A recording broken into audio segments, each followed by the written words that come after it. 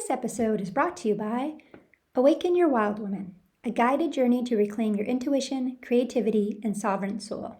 Whether you're at the beginning of a new chapter or deep in transformation, this book meets you where you are. If you've been feeling a pull to go deeper between the episodes, Awaken Your Wild Woman is waiting for you. You can find the link in the show notes below or go to my website at sarahdiop.com.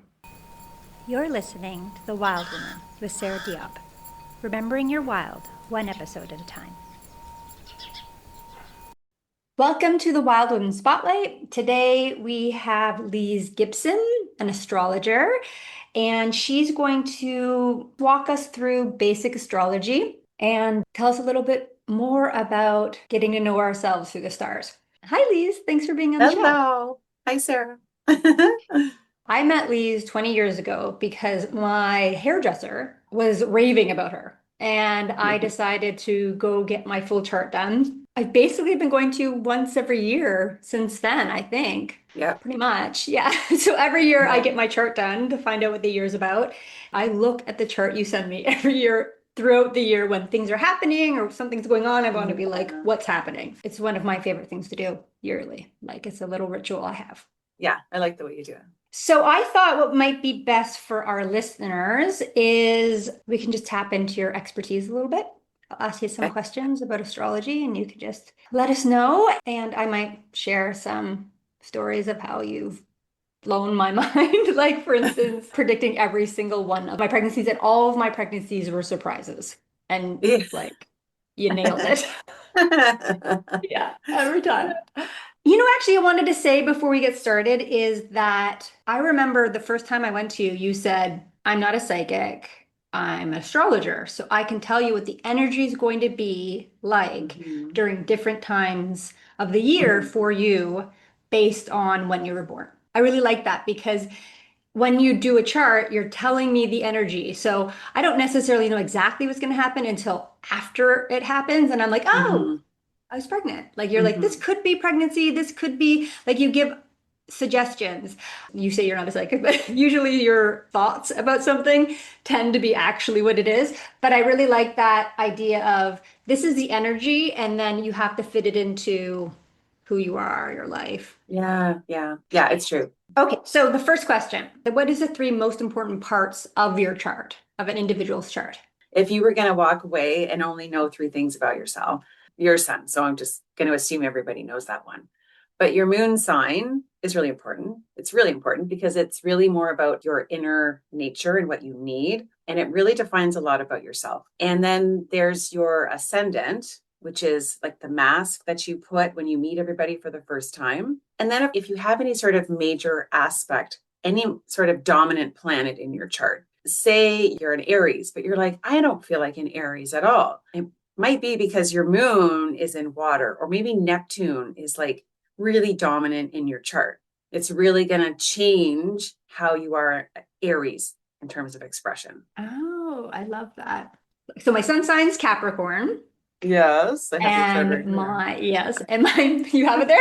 And my moon Yes. sign is Virgo, so I'm very earthy. But my ascending's Libra. And I really Yes. do feel like that's how I like present myself to the world. Yes, it's true. Yeah, you I do. need like harmony and balance, and things need to be aesthetically pleasing for me to feel Yes. calm. And yeah. Yes. And you're very social, right? When you come across, but then deep down, you're actually very hardworking and task oriented. And Yeah, I people think yeah. I'm very social, but really I'm like sometimes I'm just waiting for everything to be over so I can go home. Yeah. So you kind of touched a little bit on the difference between sun and moon. So can you go a little bit more about the moon sign? Because I know a lot of people don't really get that there's that much difference between sun and moon sign. Yeah. So I know when I first got my chart done, the biggest eye-opening I had was that my sun is Aquarius, but there was so many aspects about myself that I just weren't Aquarian at all. So then I get my chart done and I have a Virgo moon. And all of a sudden it was like, oh, this explains so much. Yeah. And I couldn't understand that for quite a long time. You have to know your time, kind of, to know your moon sign. Anybody could look that up if you know the date that you were born. It changes every 2.5 days. Oh, I didn't know that. Okay. roughly, right? So you can check that for yourself. The time matters on the day that it's going to switch, right? But Mhm. and so I often get people who are right on the cusp and they don't know their time. So but then it's just asking a lot of questions because usually you know your moon once you learn it. So your sun sign is your soul's purpose when you Okay. come here. It's really important to kind of do your sun sign, I say to people, because it's what makes you excited. It's what recharges your battery. It's like your social identity. It's what we do when we're choosing to do it. And so it's not necessarily always the easiest choice. It can sometimes be a courageous choice, but we get fulfillment and we feel very like we're self-expressing ourselves authentically when we do it. Whereas our moon sign is more about how we soothe ourselves, how we comfort ourselves when we're stressed. It's our feelings and emotions. It's unconscious habits or subconscious, I guess. So it's really like a habit and what we need. And so people who sometimes feel unfulfilled, they're overdoing their moon. They're constantly staying in a state of comfort instead of doing some of that authentic sun stuff. So, Ah. yeah. So you kind of need both, obviously. But yeah, that's the difference with your moon sign. Oh, I love that. Also, I love that because it makes me think for me, like I do like to work because I'm a Capricorn. Like I like that. Yes. Me feels fulfilling, like doing anything, doing. Yes. But I can see comforting. What makes me feel comforted is like writing lists, and Yes. it's very Too. Virgo. Yes. Like Well, and just you're a little bit more in harmony because they're both earth signs, right? mhm. So they have a little bit of that tangible, productive kind of quality. Aquarius and Virgo are more different in that Aquarius Mhm. is all about who cares about order. Actually, it's very disruptive to order. Virgo's the opposite. So I'm like a full moon. I'm a full moon baby. So that's exactly that kind of thing where one is at the expense of the other. And so a lot of people have oppositions in their chart, and that's what I will tell them. You can only do one at the expense of the other, like a little seesaw, right? Wow, Mm-hmm. I love that. Also, Mm-hmm. it makes me realize because I've done all my kids' charts, all of my children also are double fire, double air, Oh, double water. They have oh, three. I okay. know. So Very they are good. less at odds with each other. That's interesting. That is Anyway, nice. so I think this is important. I think people, especially people who are single, but in general, people, when they're looking at their partnerships or love Oh, connections, yeah. Yeah. they look at their sun signs. And I know Yes. from you that that isn't where you look at partnership. I know we talked about this before, right? You asked me once about horoscopes, and I was like, they drive me crazy because people like on that, Facebook everywhere, it's like, oh, you're compatible with this, you're not compatible with this. And some people have flat out told me like they would never date a Scorpio, for example. And I'm like, they're not a bad sign. It's got nothing to do with it. What's most important for a relationship is your moons have to be compatible. And if you think about it, it makes sense because that's what you need. So you can't be with somebody who's not going to help you soothe or calm down when you're stressed. So they don't have to be the same. They just have to be compatible. The Okay. sun sign doesn't have to be a fire to fire and water to water. There's something what there's a complements, right? So fire and air complement each other and earth and water complement each other. So that's often the same, but it's really not about that. The other thing that's really important is your Venuses. Venus is values. And I don't see many relationships succeeding when values are very different. They can be great at first, but when you're trying to have a long term relationship, Venus is what matters. Mars is our attraction. Venus is sort of the glue that holds it together. And so usually those are compatible, meaning a trine. The other thing I find very interesting is karmic relationships, they'll have a Saturn component. Somebody's moon will be right on their Saturn. And that suggests something that was meant to be Oh. fate. Yes. So I think that's kind of cute.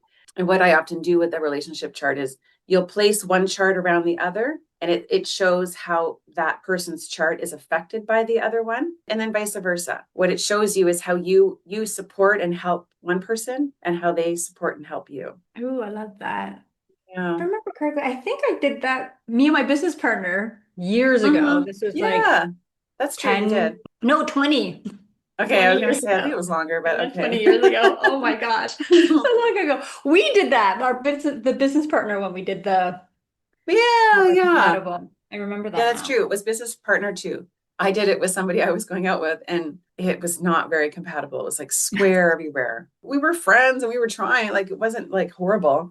And then now I'm with somebody and it just, there's all these compatibilities and it just makes so much more sense. Yeah. Yeah. It's like, That's okay. great. Yeah. I love it. So, what are the types of things you can tell by looking at someone's chart? What are the little tells? I mean, I have lots of charts here in front of me, but they won't show well on the screen. But If you send me yeah. um, a PDF or something of a chart, Yeah, just to give an example, I will. then I will put it up for listeners to see on our YouTube channel. Okay, perfect. Even like two, or it doesn't matter. It's just to get the Two, yeah, idea. send me a bunch and I'll show how They they can be look. so different, Hmm. right? Because they really tell a lot, obviously, about a person. So the way it is, the planets are where they are right now. And when you're born, it's sort of coming down, and all of that is like a snapshot and it's going into your chart. When you're born in that moment, you're really embodying everything that's going on in the universe. So that's kind of cool. So you're getting your planets and what sign they're in, and then you're getting the placement in the house, and that's determined by the time. Your signs, it's like an adjective. They're the style of your personality. So they're Hmm. mannerisms, just the way you interact, your attitudes, bit of values. So that's that part. But your planets are actually human functionality pieces. I always find that part is very hard to explain. So Mercury is how we think and communicate. Our moon, we talked about, is kind of like almost like our heart, if you will. And Venus is our values. Mars is what drives us. So you take that planet and you take the sign it's in, and it will explain how that part works, what it's Right. motivated by, how it will express itself. Aries is ruled by Mars. So it's very, very impulsive, very fiery, gets a Hmm. bad rap for being a little bit aggressive because that's Yeah. Mars in its sort of pure form. But you take a Mars in Pisces and you have a very diffused energy. And then you put the planet in a certain house. And this is now like an area of life where that's going to have the most impact. So our first house is our body because that's where we're born. And then as you move around the chart, you actually get more and more evolved. So your second house is how you acquire things and how you get your needs met. And your third house is siblings and then how you learn to talk. Your fourth house is home. So you can kind of go around the chart like that. A house that has a lot of planets is where you're going to find a lot of change in your life. Any sort of thing that goes on is going to affect that house. An empty house, not so much. Oh, I didn't know that before because my chart, I have Yeah. all my planets on the left side of my chart and Yes. nothing on the right side of my It's chart. true. It's Yeah. true. Anyway, so that's Yeah. interesting. Okay. Stuff That is, makes you a driver. You're somebody who works hard for everything that you get. You don't really rely on chance or destiny. You're going to make it happen. yeah, lucky me. Yeah. And even that too, right? The chart also has a top and a lower half. Someone who's got all the planets on the lower half is very introverted, very private, likes to be home, so to speak. Someone with everything on the top is very social and is getting energized by lots of social things. So there's all these different things. There's so many things. And then even when you take the stuff in the middle, right, like that little bit in the middle, you can't see that part. Yeah. That's a whole nother little world of stuff. It's how all the planets are talking to themselves in your own chart. Oh, okay. And they add a whole different dimension. A lot of those explain things like depression, struggles you might have that are overcomable, but it's just the chart tells you who you are. It tells you what you might encounter. Some people feel a little bit hopeless. Oh, well, does that mean I'm always going to have this? No, it just means it's something that you have. And yeah, you might always have it, but you'll get better at dealing with it. Right. I don't know. The chart can tell you so many other things too. I could go on and on. Is that enough? Or do you want to know something else? No, that's great. How about this then? How Mm. about what is the best reason to get your chart done professionally for listeners that Mm. are now very curious about what you can see in their Yeah, chart? it's true. The reason I went into astrology was, I think one of my slogans at one point was for self-acceptance and self-fulfillment. So I wasn't so much about this, psychic. I really was like, learn who you are and learn how you're going to deal with things just as a person. Learn what you like as a person. Like I was really excited for, 20-year-olds to maybe come get their chart done. What career would they be best suited for? What's going to make them happy?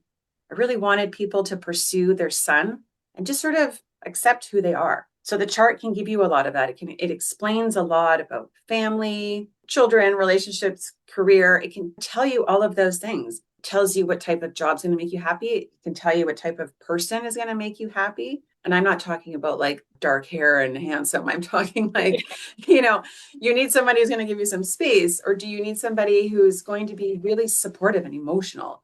Those types of things. Somebody who's going to be really active, or do you like somebody older? Those are all in the chart. And then once you know that part, people come, like you said, every year, right? So they'll come every year, and that's for the yearly outlook. I'm not somebody who looks at my chart every week. That to me is too obsessive. I want to see overall what's going on.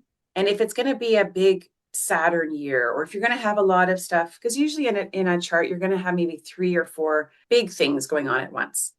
And yes, your chart being more contained, you sometimes get more slammed, right? I do.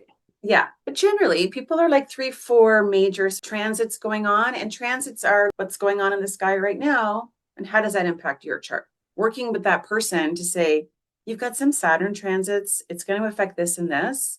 Saturn means it's a problem you know about. It's a problem maybe you've even created.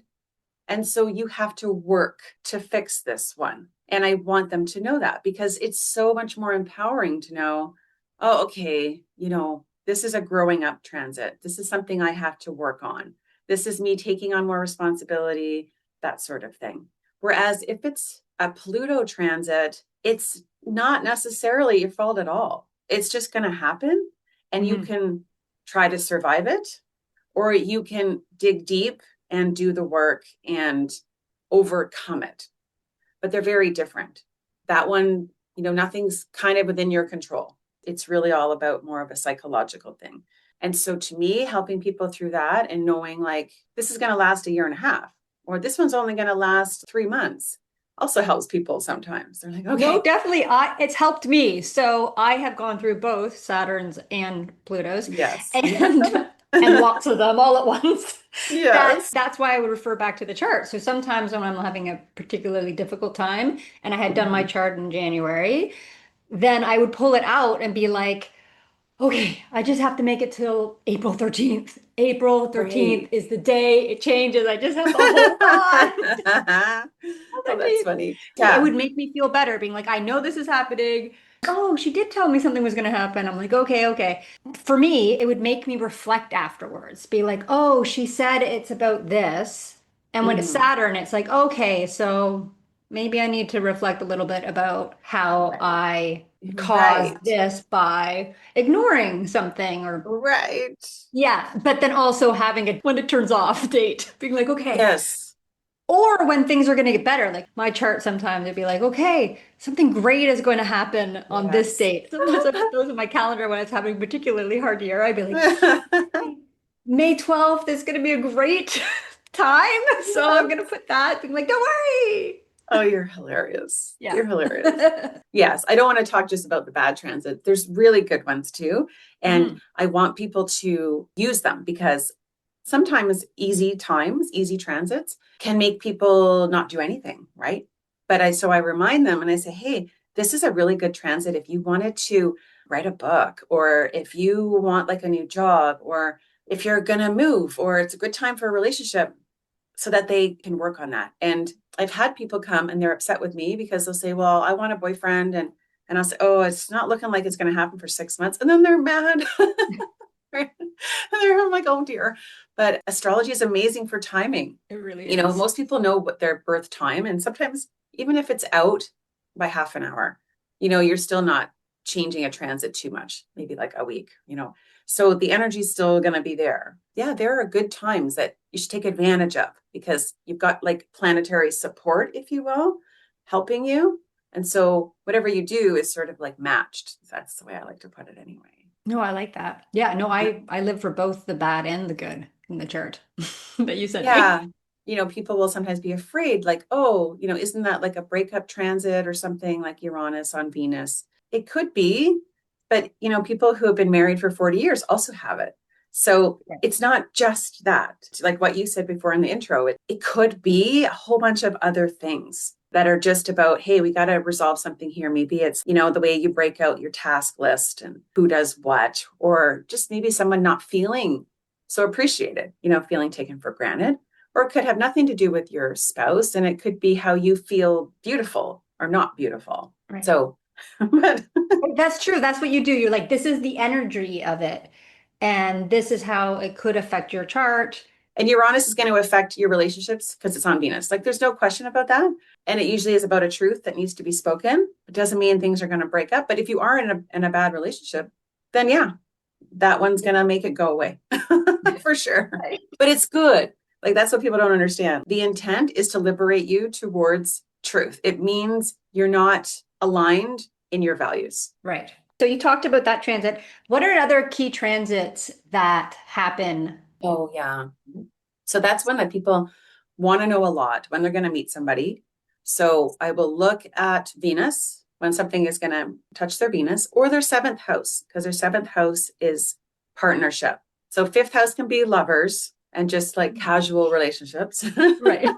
But, seventh is when people are looking for that partner. That's a key one that people ask about. And so that's always fun. But then, of course, we have the midlife crisis ones. Oh, yep. Yeah. So, and there's three kind of that happen very close to each other. So around 36, we've got Pluto square Pluto. Then there's Uranus oppose Uranus. And that's like your guy goes out and buys a red sports car kind of one. Right. And then you have your Neptune square Neptune.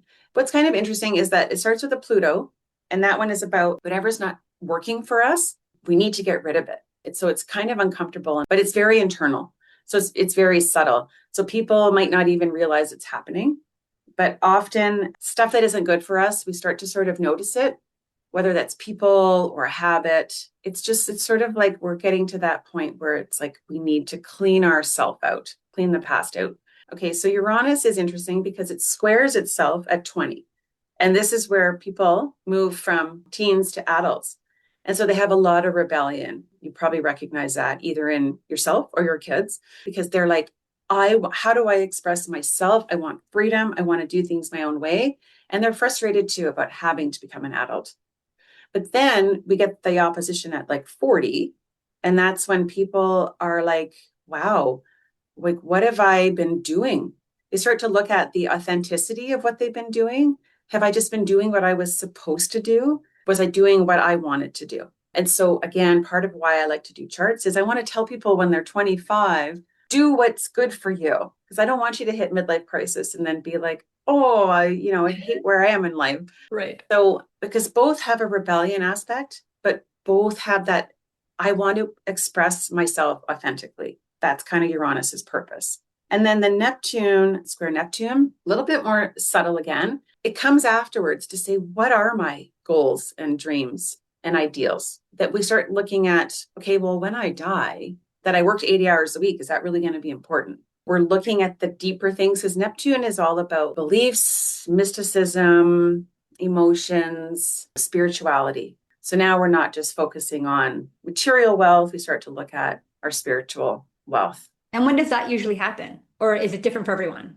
No, Uranus is the most volatile, but the first one happens around 36. And then between like 39 and 41 is Uranus. And then Neptune is like 42 to, 43 for everybody. For everyone. Okay. Right. And then the other one is Saturn. Saturn is 29 years around a chart.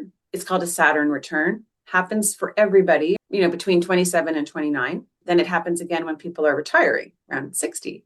Those are both real growing up transits. So a lot of people don't have kids until they hit their Saturn return because they're not ready for that responsibility. And relationships too. It seems that people are getting married later. Yeah, 27 is sort of that age where they're like, okay, I know myself. I'm ready to settle down. I'm ready for commitment. And then when you hit the second one, you're facing this whole, well, now what do I do with the last phase of my life? Right. Now Right? what? Yeah, Yeah. now what? It's sad in the same way. You're feeling too old, maybe, for the workplace. you're feeling somehow that, you're not as key anymore. And so how do you transition that into not being so socially recognized? Right.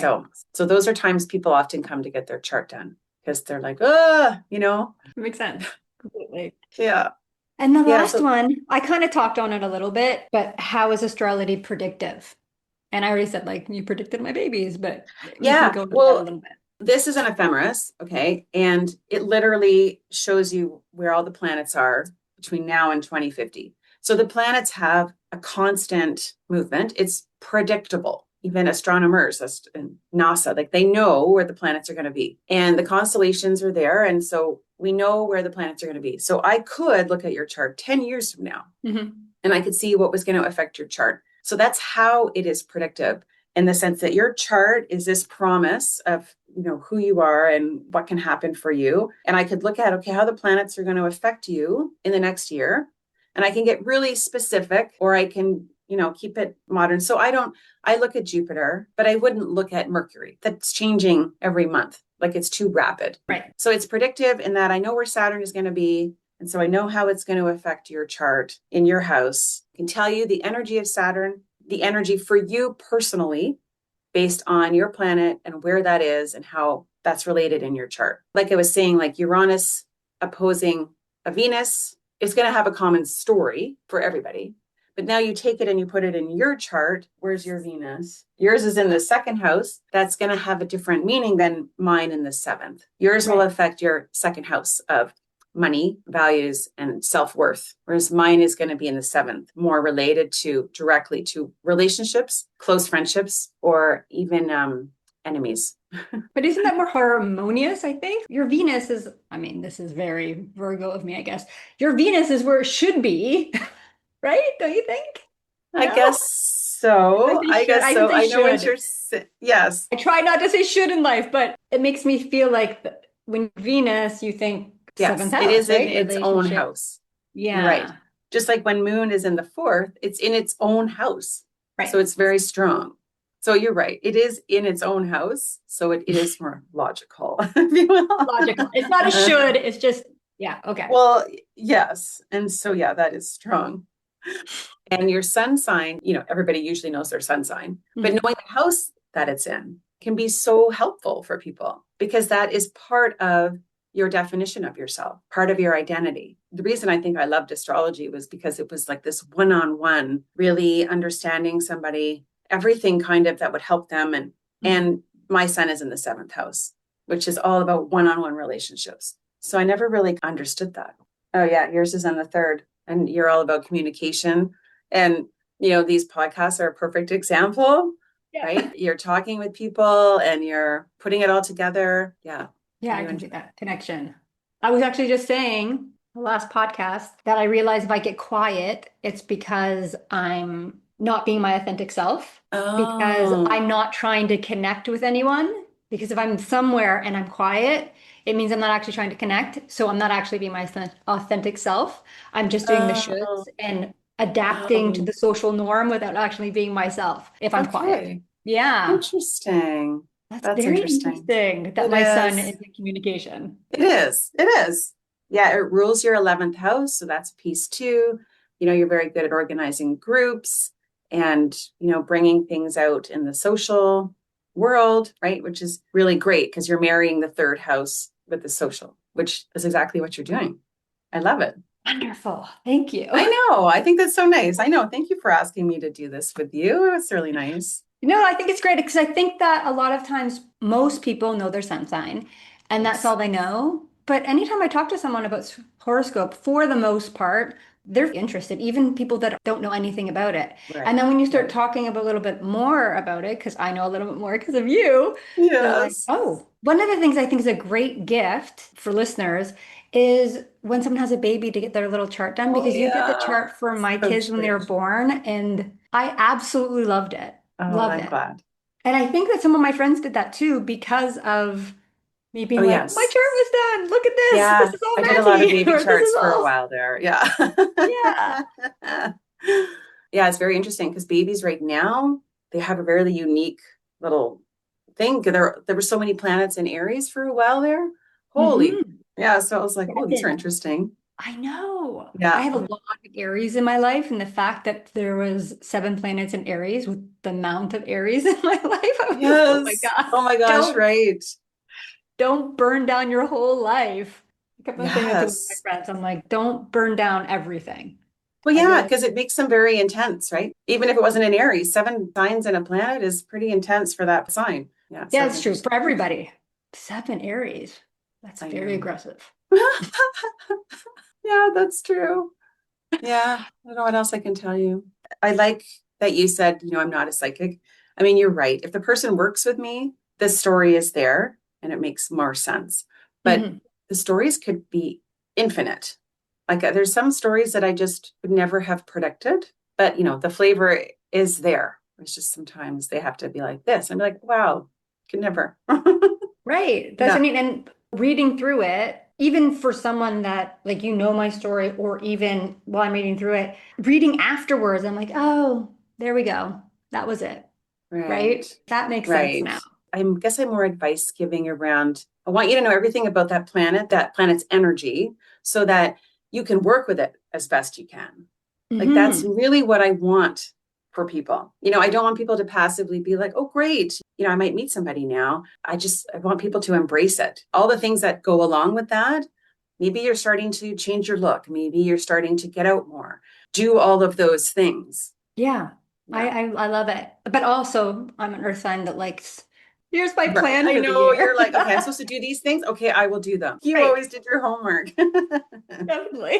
Oh, Okay, so thank listeners, if you want to get hold of Lise to get your chart done, I'm going to put her contact information in the show notes below, or you can go to sarahdiop.com, go to the Wild Woman page, and then there's a tab there where you can go to the guests of the show, and all her contact information and all that good stuff will be on there. thank you. Yeah. Thanks, Sarah. Thanks for being on the show. I love it. Oh, thank you. It was fun. If you'd like to learn more about today's Wild Woman Spotlight guests, you'll find their details in the show notes below. And if you're ready to dive even deeper, head over to my website, sarahdiop.com, and then visit the Wild Women page. There you can explore everything the page has to offer, including a dedicated space for all my spotlight guests, with links to connect to them on social media and explore their products and services. Thank you for listening to The Wild Woman with Sarah Diop. Remembering your wild, one episode at a time. Don't forget to like, subscribe, and review. Every little bit helps. And I'll see you next time.